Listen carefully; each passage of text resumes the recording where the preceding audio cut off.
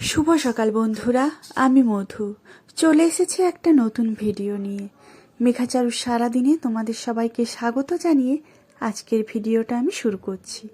প্রথম থেকে শেষ পর্যন্ত দেখতে থাকো, আশা করছি খুব ভালো লাগবে। আর আমার ভিডিওর মধ্যে যদি কোনো অংশ ভালো লেগে থাকে তাহলে একটা লাইক করে দিও, আর আমার পরিবারের সদস্য হয়ে পাশে থেকো।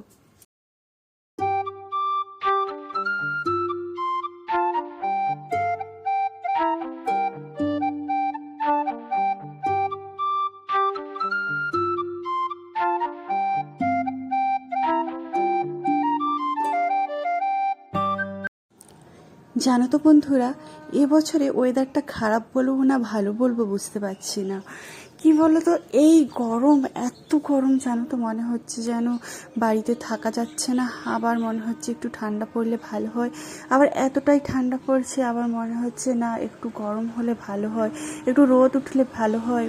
কারণ বাচ্চা আছে তো, বাচ্চার জামা কাপড়গুলো শুকিয়ে যাতে যায়, আর সমস্ত কাজ বাজের দিকেও মন থাকে। আর ওয়েদারটা এতটাই খারাপ, আমার তো একেবারেই পছন্দ নয়। আর এই দুদিন ধরে প্রচণ্ড বৃষ্টি হচ্ছে, একটু বৃষ্টি হচ্ছে আবার থামছে, কখন যে বৃষ্টি শুরু হচ্ছে বোঝাই যাচ্ছে না। আর আজকে দেখো মেঘাচারুকে সকাল সকাল আমি ঘুম থেকে তুলে দিয়েছি, তবে সকাল সকাল বলবো না, ওই 7:30টার মতো বাজে ওদের ঘুম থেকে তুলে দিয়েছি। কারণ হচ্ছে যে আমি উঠেছিলাম সেই 5:30টার সময়, তো 5:30টার সময় উঠেছিলাম। তারপরে হচ্ছে যে মেঘার বাবার যেহেতু মর্নিং ডিউটি আছে, সেই জন্য আমরা ওর বাবার জন্য একটু টিফিন বানিয়ে দিতে হয়, তো সেই জন্য আমি সকাল সকাল আলু ভাজা আর আর শসা কেটে মানে মুড়ি দিয়েছি, টিফিন দিয়েছি। আর মেঘাচারুদের আমি হচ্ছে যে যা ওরা তো মুড়ি টুড়ি খেতে চায় না, আর একটু ভাত করেছিলাম, সেই ভাতটা আলু ভাজা দিয়ে মেখে দিয়েছি। আর চারু খেয়েছে হচ্ছে যে ওই দুধ ছাতু খেয়েছে। আর চারু হচ্ছে আজকে জানো তো স্কুল যাওয়ার পথে স্নান করেনি, ও বলছে মা এসে করবো, দেখো কেমন ঝমঝমিয়ে বৃষ্টি পড়ছে, কখনো পিটপিট করছে কখনো ঝমঝমিয়ে আসছে। আর সব জায়গায় কিন্তু বৃষ্টি হচ্ছে না, তবে আমাদের এখানে ঠান্ডা ঠান্ডা ওয়েদার। আর জামা কাপড় জানো তো সব ভেতরে ঢুকিয়ে দিয়েছি, আর বের করার মতো আমি সুযোগই পেলাম না। আজকে বাচ্চাদেরকে ওই হাফ হাতা জামাগুলোই পরিয়ে পাঠিয়েছি, তবে কালকে এরকম ওয়েদার থাকলে অবশ্যই ওদের জামা কাপড়গুলো রাতে বের করে রাখবো, না পরালে কিন্তু ঠান্ডা লেগে যাবে। আর ঠান্ডা লাগাটা কি জানো তো, 15 দিন ছাড়া ছাড়াই ঠান্ডা লেগে যাচ্ছে, যে 2-3 মাস পরে এরকম ঠান্ডা লাগছে তা নয়। ওয়েদারটা এই ঠান্ডা, এই গরম, এই কুয়াশা পড়ছে, বুঝে উঠতে পারছি না যে ওয়েদারটা কেমন হবে। তো তার সাথে সাথে শুধু ছোট নয়, ছোট বাচ্চারও নয়, বড় থেকে শুরু করে সবারই কিন্তু এরকম ঠান্ডা লাগা মানে লাগছে টাউনশিপে। শুধু আমার বাচ্চার নয় বা আমার নয়, এই টাউনশিপে সবার প্রায় জনেরই এরকম বাচ্চার বড় থেকে শুরু করে সবার ঠান্ডা লাগছে। তো ওদেরকে খাইয়ে দাইয়ে দেখো ওদেরকে আমি স্কুলে দিয়ে চলে আসছি। তবে আজকে জানো তো কাজ করতে অনেকটাই দেরি হয়ে গেছে। আর আর কেন বলছি, ওদেরকে দিয়ে আসার পরে আমি কাজ শুরু করছি। ওয়েদারটা ভালো থাকলে, রোদ উঠলে কত সুন্দর সমস্ত কাজে জানো তো হাত লাগাতে ইচ্ছে করে। আর আজ ওয়েদারটা স্যাঁতস্যাঁতে না, যেন কিছু কাজ করতে ইচ্ছে করে না, তবু কি বলো তো করতেই হবে। আমি এইদিকে দেখো ঘর ঝাড়া মোছা করে নিচ্ছি, এখনো মোছা হয়নি, তবে বিছানাপত্র এগুলো গুছিয়ে গাছিয়ে তারপরে হচ্ছে যে রান্নার কাজেও লেগে পড়েছি। তবে কিছু এখনও সব পুরোপুরি হচ্ছে যে কাজ হচ্ছে যে তো হয়নি, কিছুটা বাকিও আছে, সেই কাজগুলো আমি করে নেব। আর এইদিকে আজকে তো যেহেতু বৃহস্পতিবার, সেই জন্য মেঘা চারু দুজনেই আলু পোস্ত, আর তাছাড়া ওর বাবাও আলু পোস্ত খেতে ভীষণ পছন্দ করে, আর মুসুরের ডাল। তবে আমরা মুগ ডালটা খেতে অতটা পছন্দ করি না, তো বৃহস্পতিবারে হলেও আমরা কিন্তু মুগ ডালটা খাই, মুসুরের ডালটা খাই। মুগ ডালটা হচ্ছে মাছের মাথা দিয়ে বা কোনো সবজি দিয়ে রান্না করলে তখন আমরা হচ্ছে যে ওই মুগের ডালটা খাই, আর এমনি প্লেন ডাল রান্না করলে কিন্তু আমি মুসুরের ডালটাই রান্না করি। তো সপ্তাহে আমি 3 দিন নিরামিষ খাই, তবে হচ্ছে যে আর বাকি দিনগুলো মাছ মাংস ডিম এই সব ওপরেই চলে। আর বৃহস্পতিবারটা আমি পেঁয়াজ ছাড়া, একেবারে রসুন টসুন ছাড়াই একেবারে রান্না করি।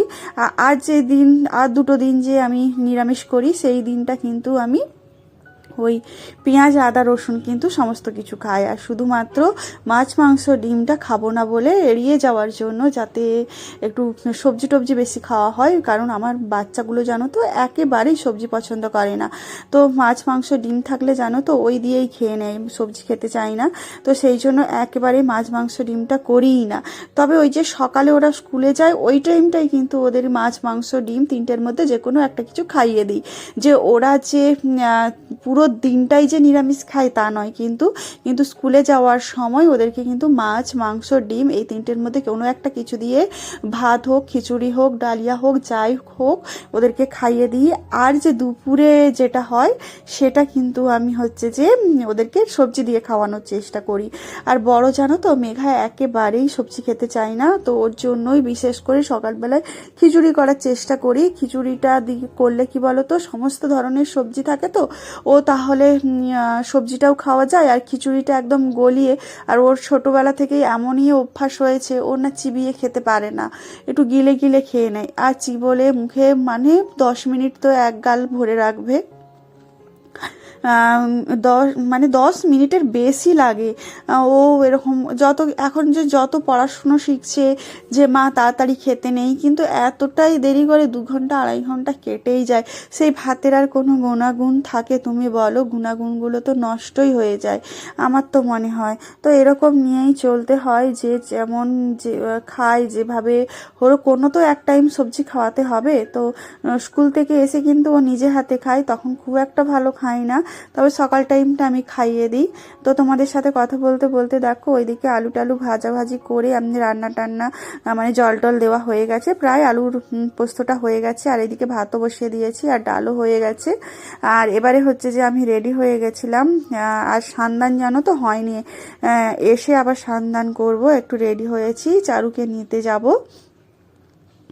আর দেখো তরকারিটা কেমন হয়েছে, আমার তো বেশ মানে খেতে খুব ভালো লেগেছে এই তরকারিটা। মানে নিরামিষের দিনে আলু পোস্ত ডাল।